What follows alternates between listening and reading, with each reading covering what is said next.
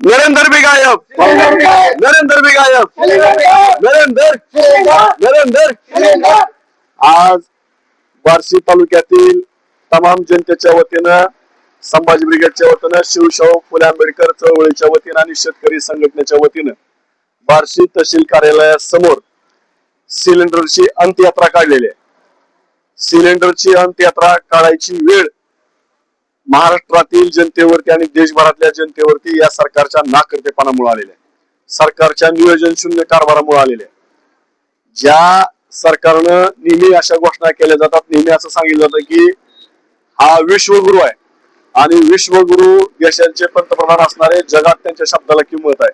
जर त्यांच्या शब्दाला जगात किंमत असेल तर आम्हाला अभिमान आहे त्याचा, परंतु ज्या विश्वगुरूंना विश्वामध्ये मान्यता आहे त्या विश्वगुरूने आम्हाला फक्त सिलेंडर मिळवून द्यावा एवढी आमची विनंती आहे। जर तुमच्याच्यानं फक्त आम्हाला सिलेंडर देता येत नसेल तर लक्षात ठेवा, तुम्ही या देशातल्या जनतेच्या पुढे सिलेंडर करणं गरजेचं आहे। या देशातील जनतेला खरी जी काही वस्तुस्थिती ती सांगणं गरजेचं आहे, कारण मागच्या 4 दिवसापूर्वी या राज्याचे मुख्यमंत्री फडणवीस साहेब असे म्हणले होते की गॅसचा तुटवडा होणार नाही, गॅस कुठेही कमी पडणार नाही, पेट्रोल डिझेल सुरळीत मिळेल।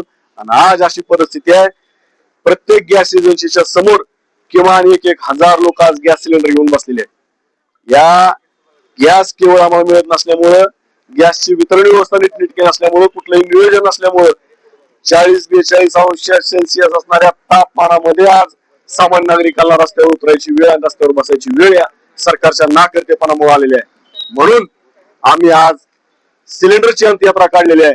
जर सरकारने याची उपाययोजना केली नाही तर सरकारची राजकीय अंत्ययात्रा निघल्याशिवाय या देशामध्ये राहणार नाही, एवढंच या निमित्तानं सांगायचं आहे।